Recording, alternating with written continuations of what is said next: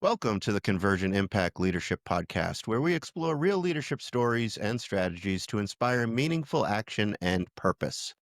Whether you're a seasoned leader or just starting out, this podcast is here to help you lead with intent, build trust, and strengthen relationships in your organization. I'm Eric Savickas, bringing over 30 years of leadership experience from my time as a retired U.S. Army officer, university instructor, and currently as a leadership coach with the fire service. Today, I'm honored to be joined by Chief Don Lombardi, the outgoing fire chief of West Metro Fire Protection District in Colorado. Chief Lombardi has spent more than 3 decades in the fire service, rising through the ranks since joining West Metro in 1991, and his career includes time as lieutenant, captain, assistant chief, and deputy chief, and culminating in 14 years as the fire chief of one of Colorado's largest and most respected fire agencies. Under his leadership, West Metro has been recognized as an internationally accredited and ISO Class 1 agency, serving over 300,000 residents across 108 square miles. Chief Lombardi has also been statewide and national leader, sponsoring Colorado's Task Force One, co-authoring the state's firefighter heart and cancer benefits legislation, and earning prestigious awards, including the 2022 Colorado Fire Chief of the Year and the 2023 Russell Sanders Lifetime Achievement Award. As he prepares to retire later this summer, we'll explore his leadership journey, legacy, and the practical ways he's turned vision into reality. Chief Lombardi, welcome to the podcast. Thanks so much for having me on, Eric. I really appreciate it. Yeah, I just appreciate getting to speak with you today. Oh, 30 years in the same department, right? Correct, yeah. And who knew? I mean, maybe you had aspired to be the fire chief, but who knew back then in 1991 all the great things that you would end up doing?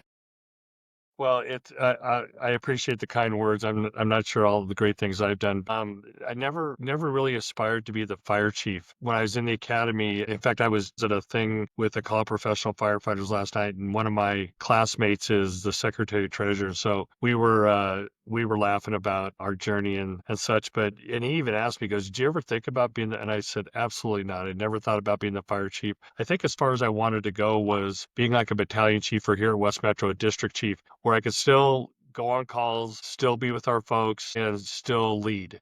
Uh-huh. And that's kind of where I wanted to get. Being the fire chief was certainly nothing planned or was on my radar at the time.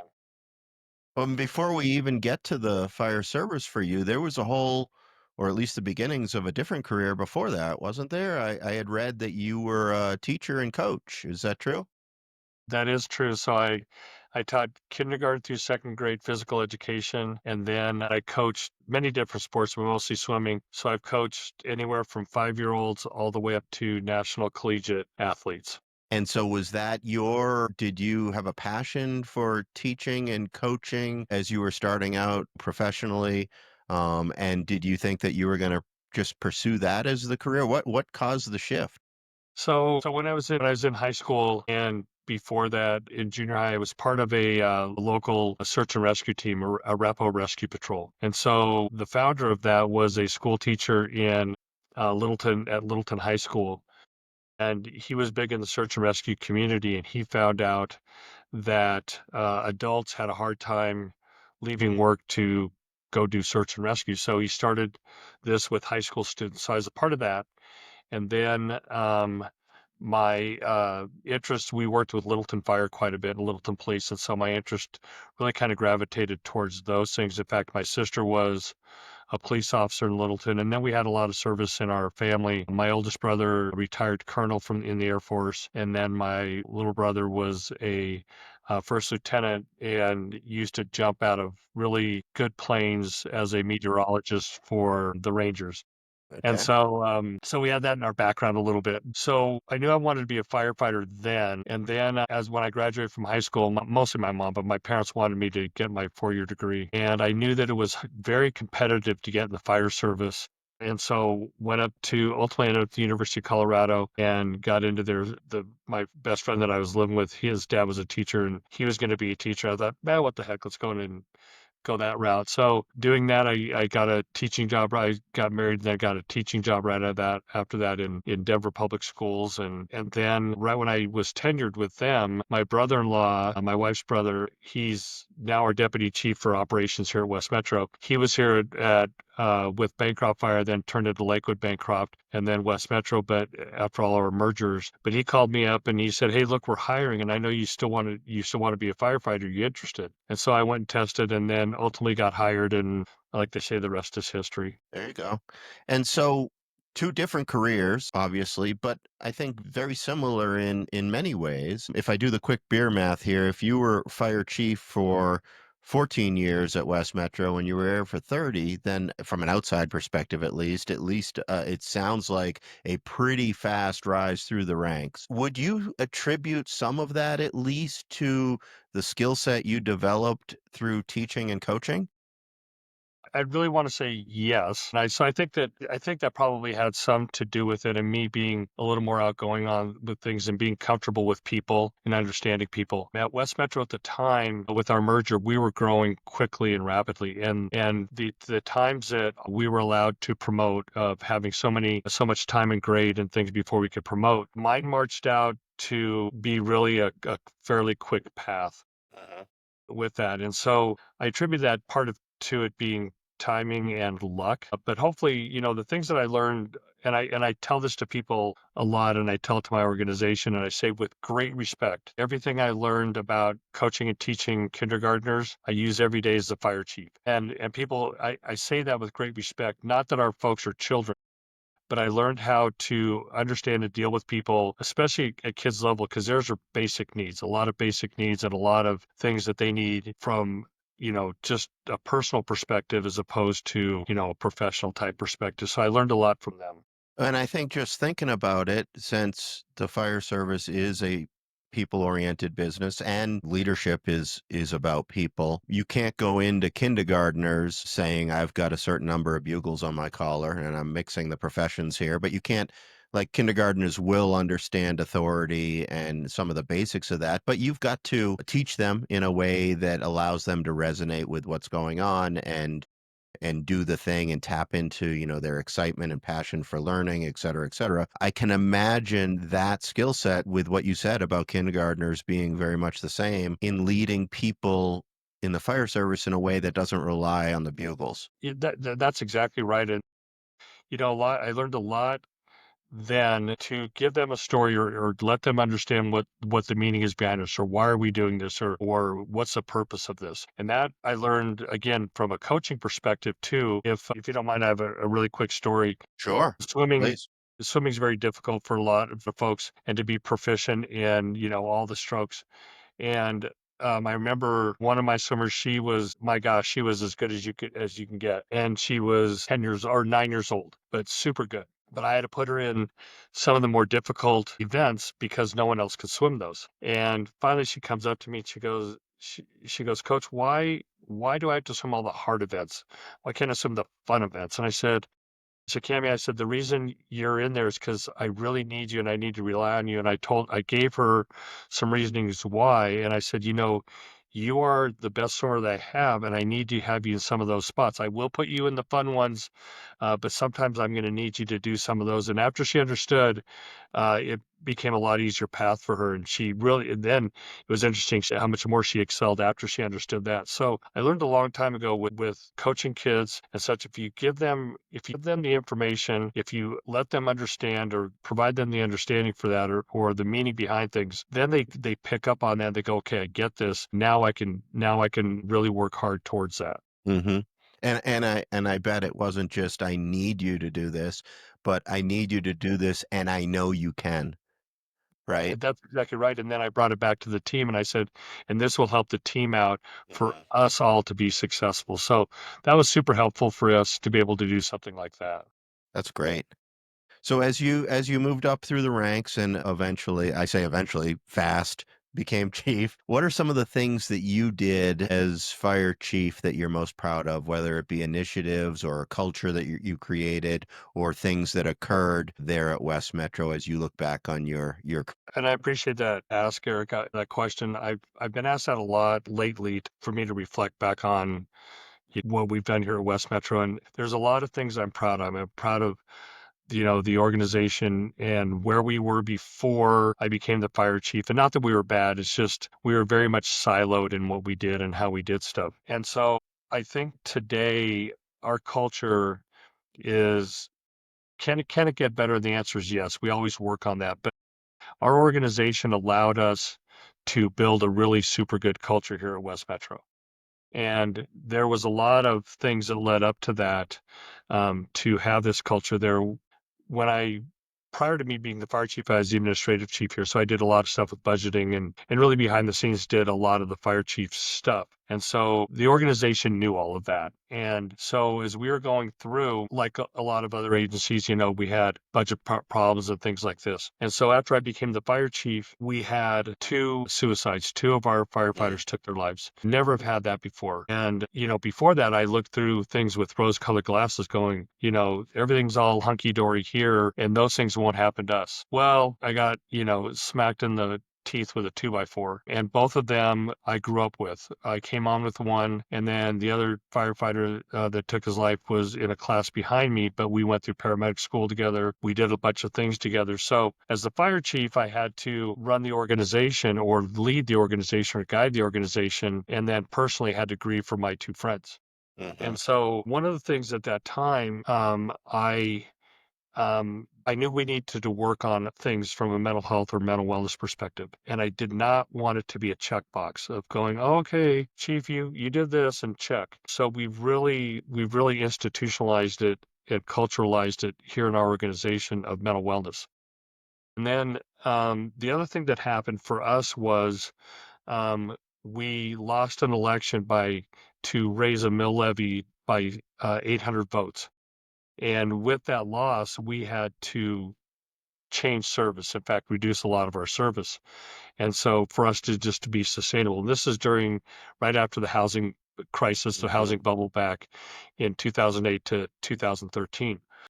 Morale here was absolutely horrible. And I was a fairly new fire chief, and thankfully, I didn't have to lay off any uniform personnel, but we closed down rigs. I demoted a bunch of people. And so when you look from a servant leadership perspective, I'm pretty confident that if I profess to be a servant leader, my folks would look at me and say, you are absolutely a horrible servant leader because you didn't take care of me.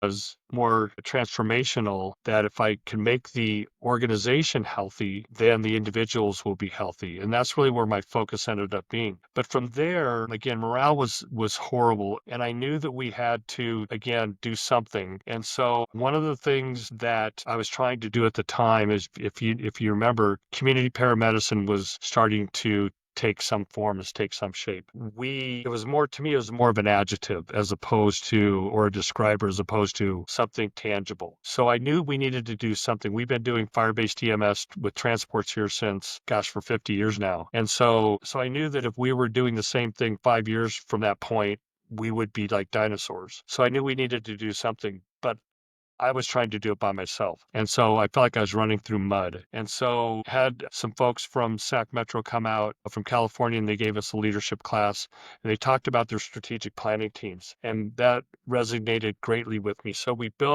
around all of that, we built strategic planning teams. And so what they are is sometimes people call them committees. So you have an apparatus committee, you may have a committee on benefits, or you may have a committee on safety, equipment. We changed it around a little bit, and we call them strategic planning teams. I have a co-chair from administration that I name, and then we have a co-chair from labor that our union president names, and they're both equals.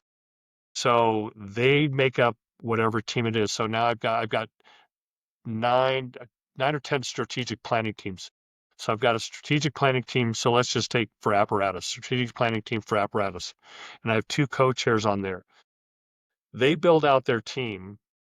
And what they do is they make recommendations to me as the fire chief. So like I told you, I felt like I was running through mud. with community paramedicine, I made a strategic planning team for mobile integrated health. And I said to them, you need to look at what is best for West Metro and what can we offer our citizens. So what they do is they don't make the decision. They provide all the information. They do all the legwork. They look at cost, culture, training, policy changes, everything they have to look at, and they present to me. And so what this does is allows our folks then to be a part of something and be part of a change within the organization. So where committees have a bad connotation or a bad mark where people go, nothing gets done in a committee, we flipped the narrative a little bit and said, you're now part of this strategic planning team. Teams get things done, you're part of something. And so by having those co-chairs on there, again, I don't tell them who to put on there. They build out their teams and then they do a lot of presenting. So our strategic planning teams that we have now, one is for our strategic plan. One is for wellness, meaning both mental and physical wellness. We have a strategic planning team for our standard of cover to help us decide how best to respond to the risk in our district. We have a strategic planning team for safety. We have a strategic planning team for apparatus, one for equipment, a strategic planning team for uniforms and PPE. So those are a lot of committees at other departments. So what this allows our folks to do is be a part of something and to have input in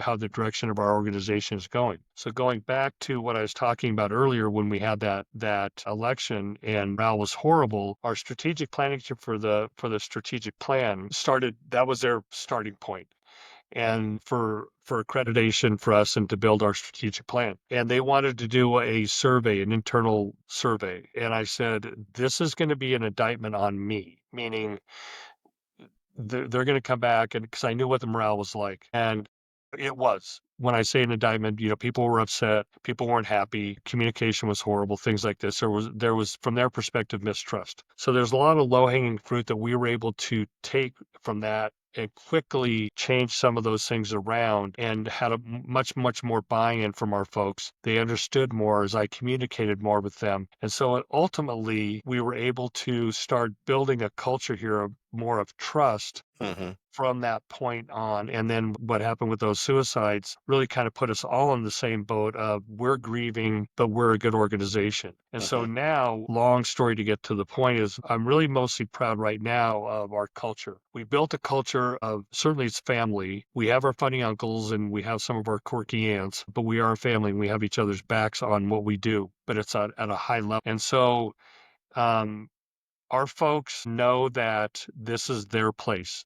They can belong here. And we've talked a lot about workplace respect and how we treat each other and how we treat the public. And now we've taken a lot of that away from being yucky or having bias or having some really staunch thoughts. Not to say that we don't have those within the firehouse, but people are much more respectful about who their crew is, who they're talking to, how they're talking to someone. And so I talk to a lot of our folks here and they say that is their greatest pride in this organization is the culture that we have here and how much has changed and how much it is that everyone feels like they belong.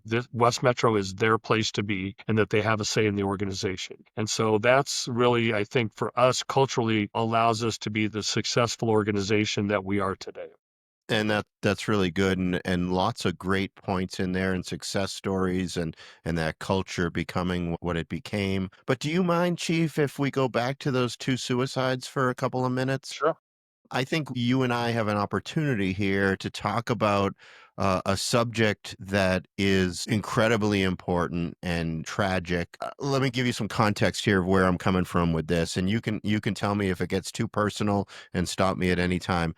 But I think, well, at least my experience in the Army, we've come a long way, at least before I retired. But earlier on, we were horrible at dealing with stuff like that. I remember when I was deployed one time to Iraq, and unfortunately, the brigade I was with had a suicide in it. And I remember that there was a push against doing a memorial service for that soldier. There was a push at potentially denying that soldier benefits. There was a push, or at least talk of what a selfish act it was. In hindsight, like, I believe that none of us know what anyone else is going through truly, and people struggle. And In hindsight, looking back on that, how horrible is that to have that attitude that, regardless of all the situation that was going on, that we're going to treat somebody that way and then send a message in our organization that that's how we treat people. So if you could, and honestly, we've come a long way since then and for the better.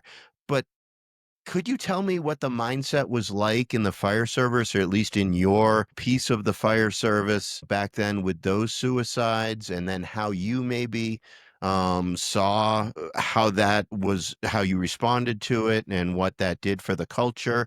And again, if any of this, in hindsight was lessons learned that you wouldn't do over again, if you're okay sharing some of that, I would love to hear it. Sure. Well, and I appreciate that.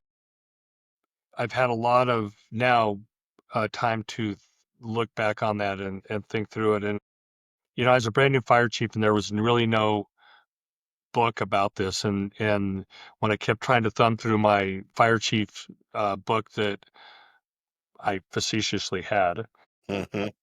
nothing was in there about that.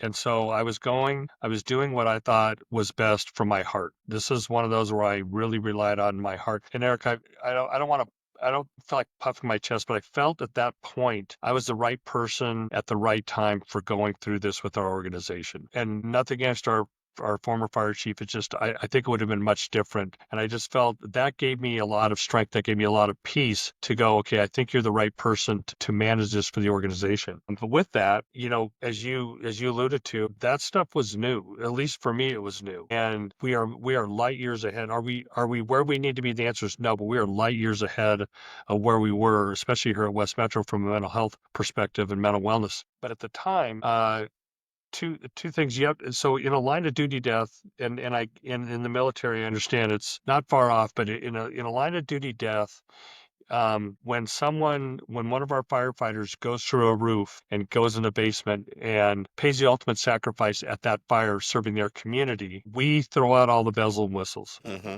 Rightly so. We have a procession and, there's bagpipes and there's all of these things that we do to honor them, and community comes out, neighboring fire departments from across the nation come out, police departments, all of these things, and rightly so. One of the other things that we looked at was we have firefighters dying from cancer and firefighters dying from cardiac events. Now, it's safe to say now I get to say it even more because I have more information and have more education on it. But at the time, I could say, more than likely the job helped contribute to that cardiac death if they had, or cancer death. But also was, that they weren't working out and the ice cream that they were eating a lot probably helped contribute as well, too. So where I want to honor that firefighter that goes through the roof, and I want to keep that at the pinnacle, Hmm. we want to honor our firefighters that die from cardiac or that we die from cancer, honor them, but it may not be as high of a level as the other one, but pretty close. I don't know if that makes sense. And the other part too is and at the time was that now from a mental wellness perspective, and again, I think that there are things within the job that contributed to both of them taking their lives. I do know that for a fact. One of them was uh, up at 9/11. He was part of Colorado Task Force One. He was on the pile. When he came back, he was a very different person. And but it was a long time after that he struggled for a long, long time. So when you look from those perspectives, one of the things that I felt at the time was I was really scared about this being an igniter or a trigger for others. And the reason I get this is my wife is a school teacher, and at her school, there was a succession of suicides. And what they found was that some of the kids were doing it, or they thought some of the kids were getting it.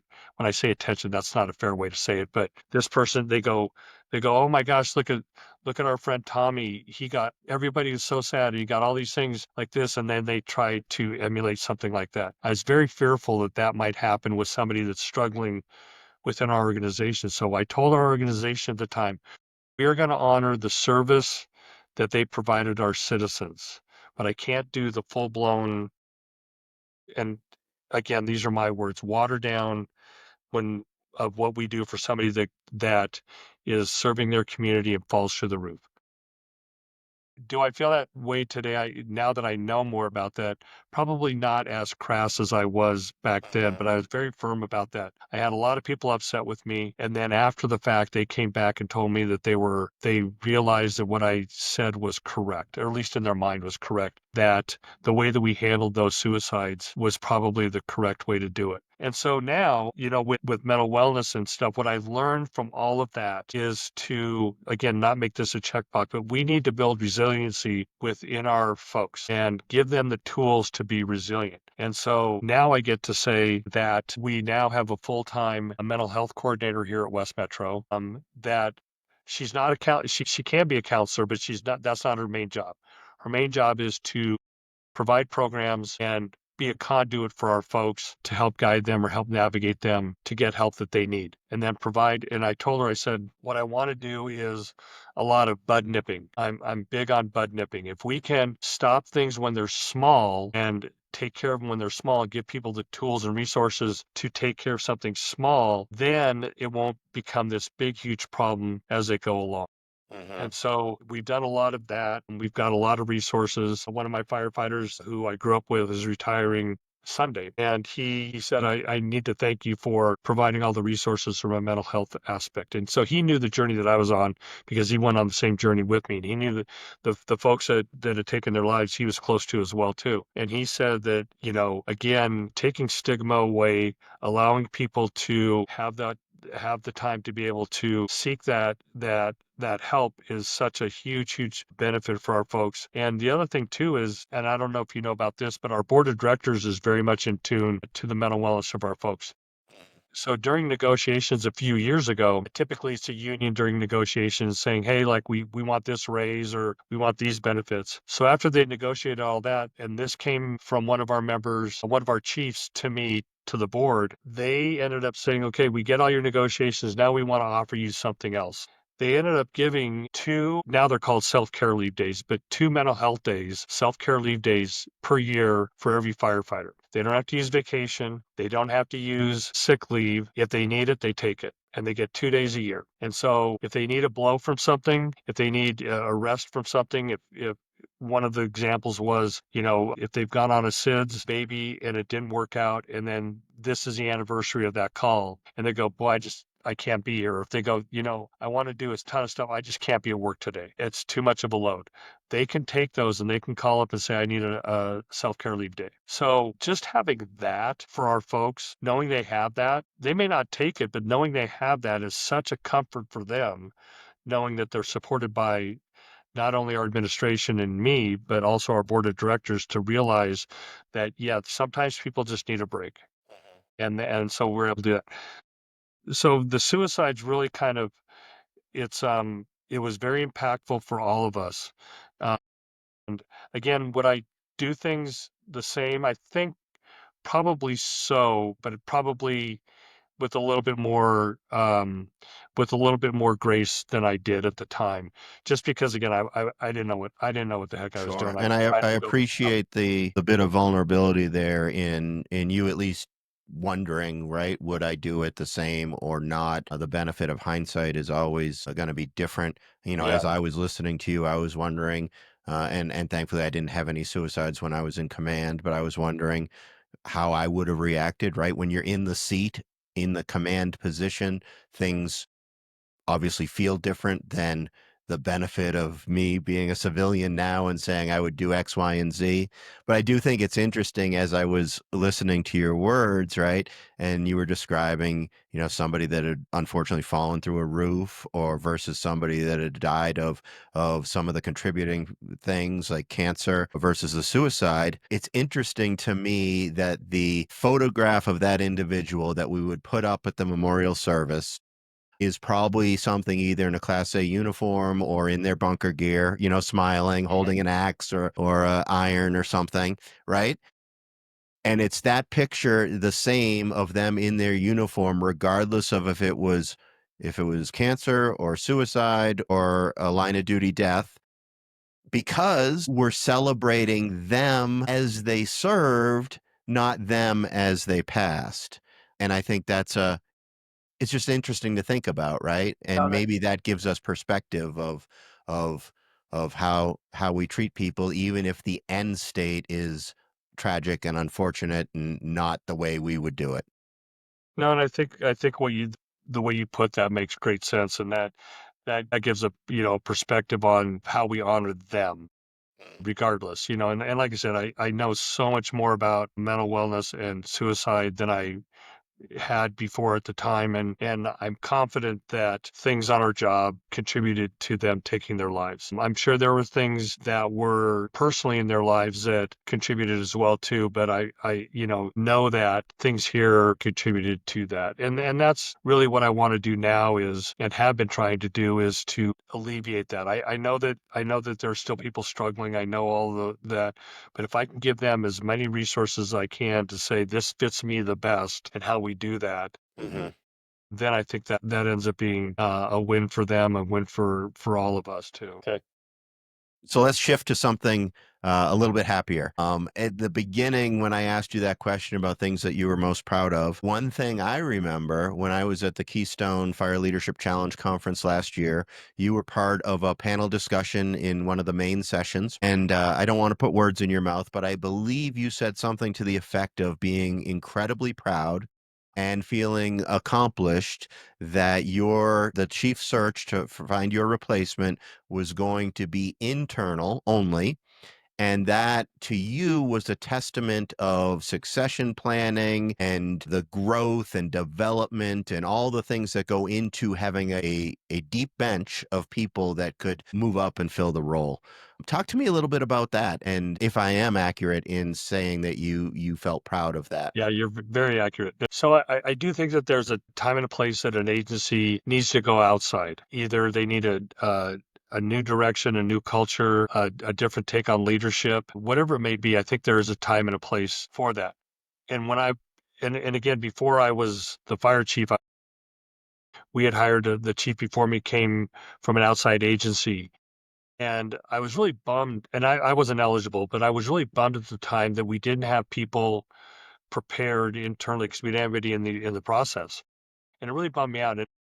Not that I made a commitment to it. I thought, God, that is horrible that we don't have people prepared because we're such a good organization. So I think there is a time and a place. I just don't think this time for West Metro was the time and a place for it. I had a chance to talk to my board of directors about that. I have a super good board of directors. They're very smart, intelligent, engaged folks. And they knew. In fact, one board member said, as I brought it up, he goes, if you were going to say to go outside, I was going to challenge you and say, absolutely not. That was a comforting thing. But go inside validates pretty much everything that we're doing, meaning that we have a good culture, we're on a good path, we have a good vision, people understand our values within our organization, the community understands. And so when I went to the board to talk to them about that, I'm not quite sure I had the written out succession plan. I just said, and again, going back to those strategic planning teams, it allowed people to experience different leadership roles that may not have been in a promoted leadership role at that time. And so they got to experience a lot of things that allowed them to grow and allowed them to get better from a leadership perspective. And so when you look from that, there's a lot of people that were really honing their skills and understanding more about leadership and understanding more so about their leadership within this organization. And really, we had a lot of buy-in for that. And so when I talked to the board of directors about that, and they all said absolutely, I was able then to work with some folks that had shown some interest, or I had kind of planted a seed in them to say, I want you to, you may want to be the division chief of EMS, let's say, but certainly I want you to be thinking more than that. And so I told people I kind of had to reverse engineer my leaving because I went in the drop program, and so that meant I had no more than 5 years. And so when I signed my last contract, I asked the board of directors, can you make it a long-term contract? So they made it for 7 years. And so at that mark, I said, okay, this is my last contract, everybody. If you want to be the fire chief, get on your horse right now. You're going to have to, and it's still a requirement here. You have to have your master's degree, and then you have to have your executive fire officer, and at the time, your chief fire officer designation through SIPSI, and then through the National Fire Academy, your executive fire officer. And so those things, I said, if you don't have them and you want to be the fire chief here, start working on that. And so I knew all the people that were working on that. And so I was able to then start giving them opportunities to be the fire chief. So some people, some of our chiefs were able to work in arenas for negotiated contracts, not our labor contracts, but through some of our vendors and long-term contracts and how that works in with Tabor and learning law. Some were able to go down to the Capitol and work on legislation and start testifying in front of our legislators. So they got a feel for that. I had them go out and work with our community groups, work with Firewise communities, things like that, so that they go out there and they experience a little bit of what it's like to be the fire chief. And so it was very, very important to me that the board recognized the path that we were going on, that we were in a good spot, that we wanted to continue that momentum, and to have somebody that again, not be me, but someone that understood everything it took to get to the point we are today, honor that and go from here to here for tomorrow. And that's really what the intent of all that was. And the new chief is already in place and is in his role. Kind of. So the board of directors named Jeremy Metz as our next fire chief, and he was our deputy chief for administration. Excuse me. So he now, I'm the fire chief until August 1st. And so we're doing a transition period now. So he's moved over to we created a chief of staff position. And so what that does is allows him to move out of his spot, and then he can start building his team. So when August 1st hits, he can hit the ground running. There you go. I imagine it's very similar to the military when we change command in the military and that the unit colors or the guide gets handed off and you know, go through the receiving line or the receiving line for you happens and you shake hands, you get in your car and you drive away. You don't come back because you want to give that new leader an opportunity where you're not darkening the door anymore. So in fact, as you're at the ceremony, they're changing names on signs and on the door, and someone even moves your car from your parking space away so that the new commander can fill right in. It's that's funny because it's very much going to be like that. So I told the board of directors, we worked through some stuff, and I said, I'll be the fire chief. I don't want any confusion. I don't want, somebody going, is Don Lombardi making that decision or is Jeremy Metz? Who's in charge? So we all said, I'll be the fire chief up until August 1st, and then I become, for the rest of the year, I become a non-rostered, and those two words are important, non-rostered advisor to the fire chief. And so then that allows me to not be here, not be in his way, let him go, but he has carte blanche to bring me in, call me, whatever it is, so for guidance. And so the way you put it is exactly kind of what our thinking is. We'll have a change of command ceremony, not transferring colors. I'm going to transfer our command bugle from me to him. And so that'll be something similar to that. But I think it's important to be ceremonious about that so the organization can kind of latch onto something.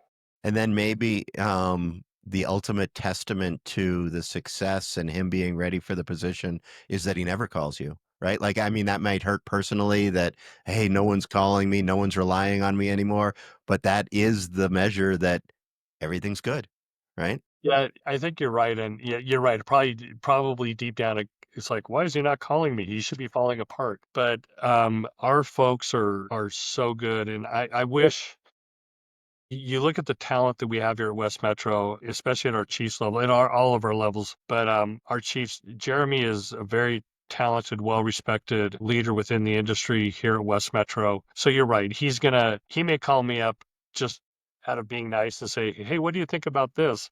Already knowing what the answer is and things like that. But people have asked me, if you don't mind if I veer off for a sec, but Oh, people have please. asked me to go, are you bummed about retiring? I said, absolutely not. They go, are you sad? I go, nope. I said, when it's really, when it's time to go, or you should know. Hopefully I haven't uh, outstayed my welcome. But I tell them, I go, our organization is in such a good spot, and we're clicking on from a leadership perspective on all levels, from our company officers all the way up to our chiefs. And I said, it gives me great pride to see that. But now I've given them the keys, and now it's their time to build what their vision is and what they think. And they can do that collectively. We're very much about collaboration here. And people go, well, we're all worried about, that because, I'm very collaborative in what we do. But I told them, I said, we have a lot of stopgaps in there that if things start to veer off a little bit, there's so many areas of people understanding what good looks like that they're not going to allow that. Our union won't allow that. Our chiefs won't allow that. The membership, the community, the board of directors, all of them really now know what good looks like. And so that's what their expectation is going to be. And so I have great faith in our new leadership coming in. And my gosh, I keep going. I'm so glad I promoted when I did, because if I was trying to promote now, I'd get crushed.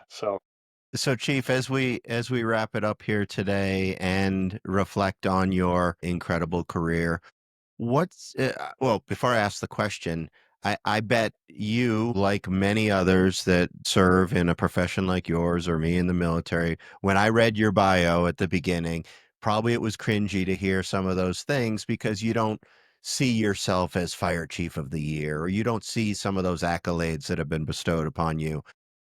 If you were to look back and pinpoint something that might stand out as a measure of success for you in your career as a leader, what would that be? Boy, that's an interesting question, because I don't know, I will say this, something like what you and I are doing right now is a measurement of success. What I mean by that is you thought enough to get with me to talk about why our organization is as good as it is. What do we do to get this organization as good as it is? And so I look at that and people saying, again, I was at this dinner last night with a couple professional firefighters, and they talked about people going, these union presidents saying, we want to have what you all have at West Metro. We want to, in essence, replicate your culture, replicate your standards, all the things you have. And again, not that they can't, you have to you have to do that for your organization to make it. But when I hear those types of things about, West Metro is thought of locally, nationally, and then internationally as well too, or the U.S. Fire Administrator calls us up, former U.S. Fire Administrator calls us up and says, hey, I want your organization to be part of this project. Those to me are success stories that people are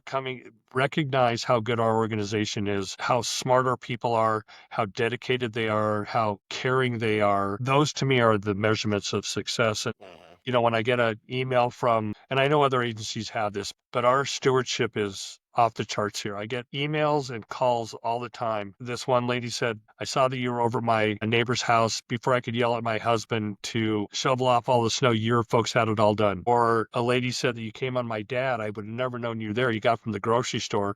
She says you put all of his groceries away and you cleaned up the mess because he had a stroke and he hit his head. They said you cleaned up the mess. Those happened. And this is not me standing up here with all my windows here, pounding my chest, telling everybody, you better be nice. This is our organization. Down at our Station 1, which is just off of Colfax by Casa Bonita. So a lot of intercity type stuff goes on there. And one of the folks that we see a lot there, he was on his bike and that's his only mode of transportation. And he was trying to get to work and a car hit him and messed up his bike really bad. And so we transported him to the hospital. The rest of the crew went over to Walmart, bought him a bike and brought it to him after he got out of the hospital. None of that has to do with me. It's their big heart and what they do and what the community means to them. So when you look at what are measures of success, it's those types of things, or somebody saying, wow, we want to be like West Metro, or we get recognized, West Metro gets recognized for all those things. Those are measurements of success for me. And I think that's really good to hear that you're thinking about it in terms of outcomes achieved and the people that did the things. And that's rightfully, I think, where it should be. But if I could, one retiree to soon to be retiree, one to another, I would guess that there'll probably be a period after you retire, like there was with me and a lot of people that I talked to, where the uniforms will be in the closet, the plaques and things will go in the garage and start collecting dust. And until you force yourself to take some of those things out and put them on the wall, I look up here in my office and I have some guidons on the wall from units I commanded. And I look over and I see the challenge coins and pictures of people that I served with and things like that. And I think after that initial period where you're like, yeah, I'm turning the page, you'll come back to it. And I think it's okay to say, hell yeah, I did that. right? Hell yeah, I was part of something, Mhm. and I'm proud of that Yeah. because you, Chief, should be proud of all the Thank you. hard work and the service and the dedication that you put in for all those years. Thanks. I appreciate that. And that's good advice. Thank you. So, Don, thanks so much for joining me today. I appreciate the conversation. I appreciate you giving me an opportunity to dig a little deeper into some of those things, even the hard things like those suicides that we talked about. Thank you for your dedication and your service to the community, the people that you served for the 30 years of your career. For our listeners, if you found this episode valuable, please share it with others on your team who might benefit from these leadership takeaways. Don't forget to subscribe to the Convergent Impact Leadership Podcast on your favorite platform and leave a review if you found it valuable. For more leadership resources and tools, visit convergentimpact.com. And until next time, lead well, take care of your people, and keep setting the example. Thank you.